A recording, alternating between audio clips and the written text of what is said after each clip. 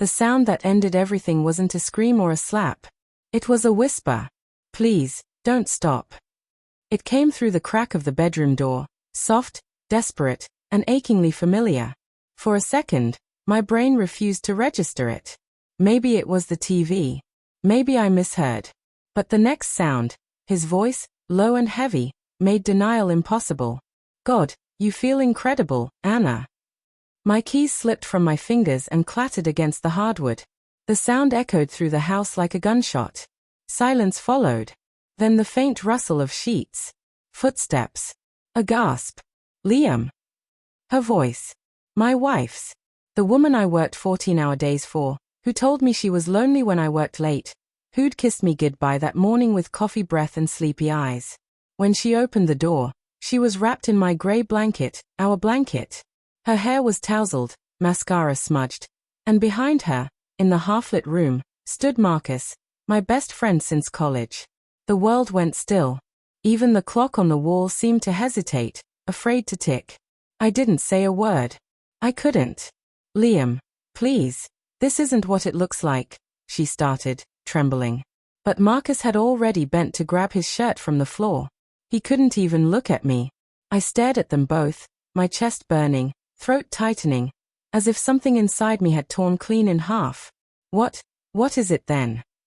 My voice came out broken, foreign, because from where I'm standing, it looks pretty damn clear. Anna's lips quivered.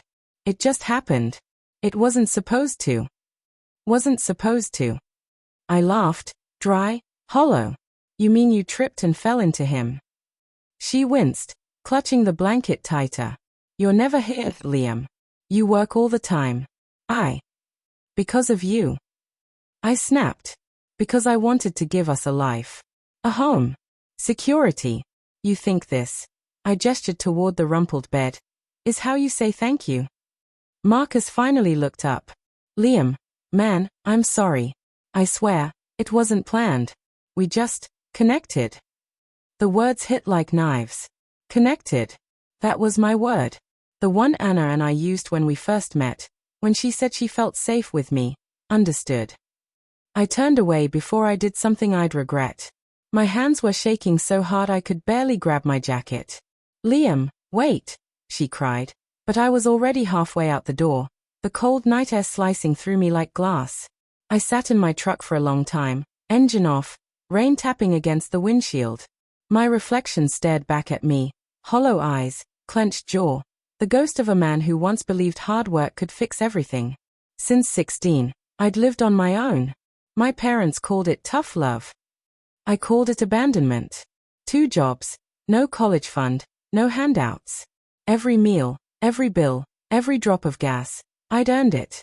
And now, everything I'd built, every sacrifice, every overtime hour, was rotting in that bedroom. I drove without knowing where to go. My phone buzzed over and over, Anna's name flashing across the screen, but I couldn't answer. The world had gone quiet, but my mind screamed. How long? Was it only tonight? Or had it been happening while I was out working double shifts? At a red light, I saw a text I'd missed earlier that evening. It was from Marcus. You free later, man? Need to talk about something important. I stared at it until the light turned green. Important? Yeah. I guess that's one word for it. I ended up at the 24-hour diner we used to go to after college exams.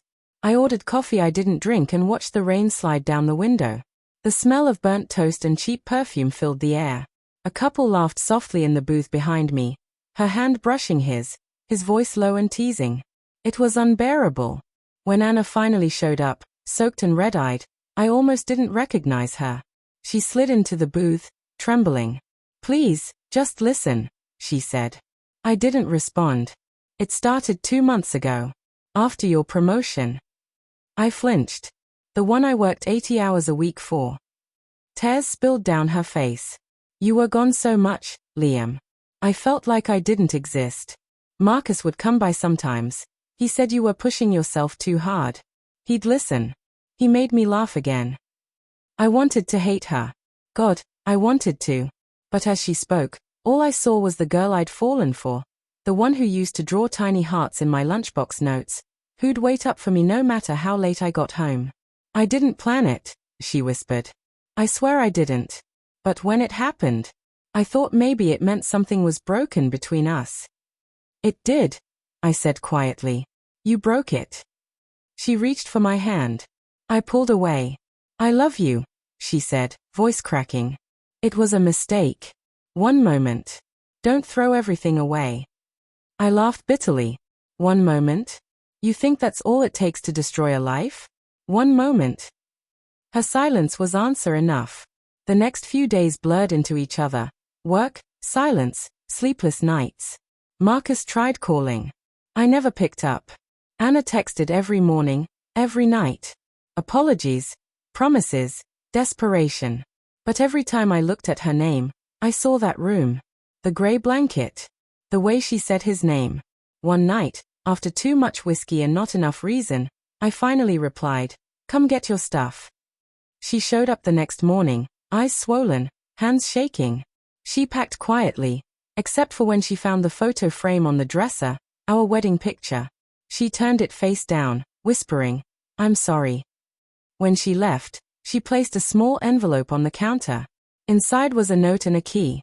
I know I don't deserve forgiveness. But I hope one day, you'll find peace. I'll always be grateful for what we had. I crumpled it without reading further.